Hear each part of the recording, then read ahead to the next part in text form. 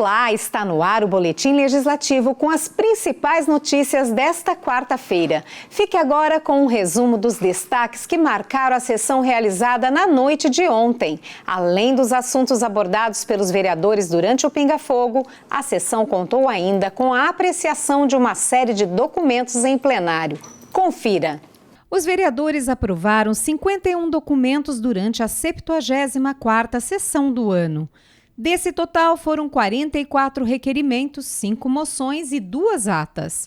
A maior parte dos documentos solicitava informações à Prefeitura sobre serviços diversos e pediam ações de manutenção pública e melhorias na cidade, como poda de árvores e rondas policiais em bairros da cidade. 2 moções aprovadas foram incluídas para votação durante a sessão, ambas com temas semelhantes. Uma delas, de autoria do vereador Sérgio Camargo, manifestava repúdio à decisão do Supremo Tribunal Federal, que julga ilegal a prisão de condenados em segunda instância, quando ainda cabe recurso. A outra, de autoria do vereador Robertinho da Padaria, demonstrava apoio à PEC 410, que inclui na Constituição Federal de 1988 a possibilidade de prisão para réus condenados em segunda instância.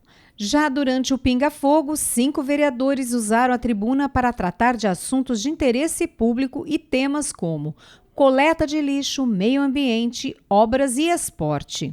A primeira a usar o espaço foi a vereadora Amélia Naomi. Ela denunciou a falta de fiscalização do contrato de coleta de lixo na cidade.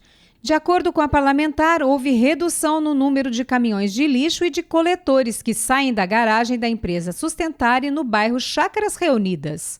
Com foco em ações de preservação do meio ambiente no bairro Urbanova, o vereador Ciborgue citou o andamento das obras do PEV, que será instalado no bairro. Ainda sobre o assunto, o vereador citou a Feira de Produtos Orgânicos, realizada no Parque Ribeirão Vermelho, e a ação que resultou no plantio de novas árvores no parque. Já o vereador Lino Bispo reforçou o empenho do Legislativo em acompanhar as reuniões que trataram do transporte adaptado e da distribuição de remédios de alto custo em São José.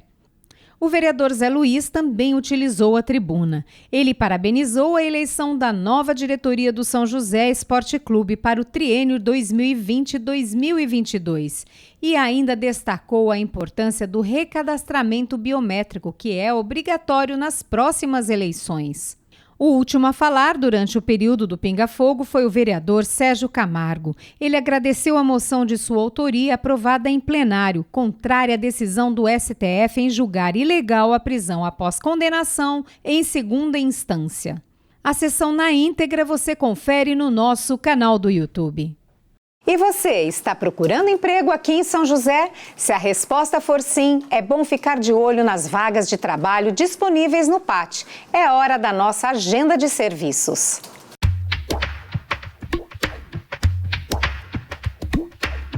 O PAT, Posto de Atendimento ao Trabalhador de São José dos Campos, tem oportunidade de emprego para ajudante de açougue, ajudante de cozinha, auxiliar de mecânico de autos, auxiliar de pintor de automóveis, auxiliar técnico de eletrônica, consultor de vendas, encarregado de frios, encarregado de mercearia, fiscal de prevenção de perdas, garçom, marceneiro, mecânico de autos, micropigmentadora de sobrancelhas, técnico de refrigeração, vendedor pracista e vidraceiro.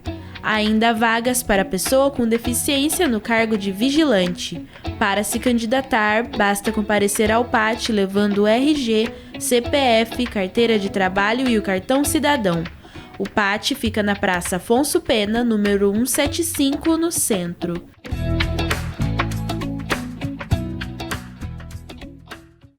São José dos Campos pode ganhar centros de convivência comunitários dedicados para acolher idosos. A proposta de implantar os centros na cidade é o objetivo de um projeto de lei aprovado em plenário de autoria do vereador Dilermando Dié.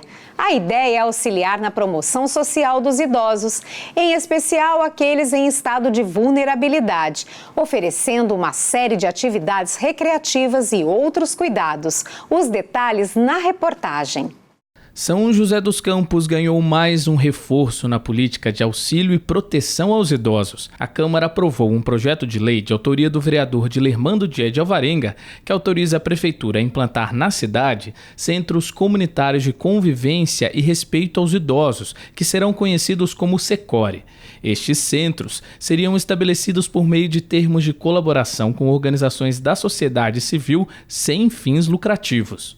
Com esse projeto, o que a gente propõe é que entidades interessadas do terceiro setor façam parcerias com o poder público e, com isso, nós ampliamos o número de atendimento. Ainda segundo o vereador, os centros de convivência irão atender idosos a partir dos 60 anos, tendo como prioridade aqueles em situação de vulnerabilidade, vítimas de isolamento social ou então idosos com baixa renda. O local irá oferecer uma série de atividades recreativas voltadas para a integração social, de modo a garantir maior qualidade de vida para essa parcela da população. Os centros ainda irão contar com uma equipe de cuidadores. Óbvio, né, de um tratamento ali, de uma assistência, né, psicossocial, um acompanhamento do ser humano como ele merece.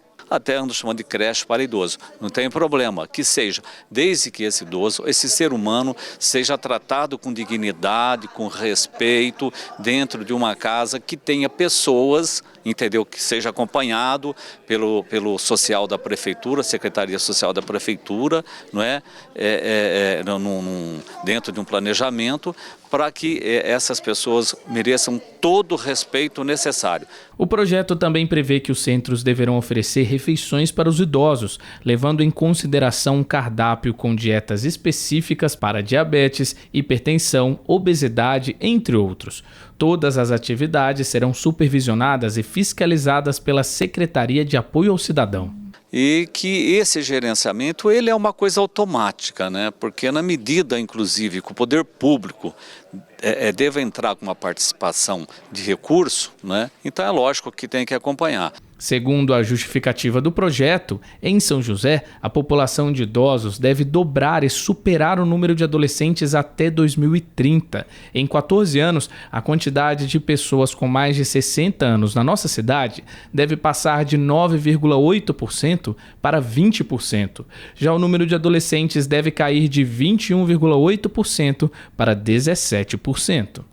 Como você já sabe, quarta é dia de mais uma aula do nosso programa Educage. A gente sabe que o Enem já passou, mas até o final do ano, muitas provas de outros vestibulares ainda estão por vir. Por isso, nada de perder as aulas do Educage que vão ao ar às 4h30 da tarde. E se você quer saber mais sobre o tema da aula de hoje, é só ficar atento ao recado dos nossos professores. Fala pessoal, tudo bem? Eu sou o Garré e estou passando aqui para avisar para vocês que está saindo mais uma aula muito massa do forno aí para vocês no Educage. Hoje, às 4h30 da tarde, lá na TV Câmara. Não percam, o assunto é equações irracionais, com uma questão bem desafiadora, com uma ideia bem legal e tenho certeza que vai agregar muito valor para vocês. Caso vocês percam, como sempre, não fica nervoso, fica calmo, porque você pode conferir lá no nosso canal do YouTube do Educage ou da própria TV Câmara e ficar antenado com essas questões aí que vão ajudar muito vocês no vestibular. Beleza, pessoal? A gente conta com vocês aí e vamos junto!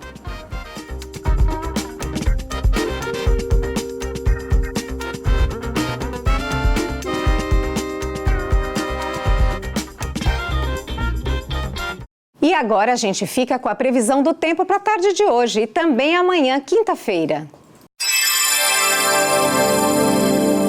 A tarde desta quarta-feira será de céu parcialmente nublado com pequena chance de chuva.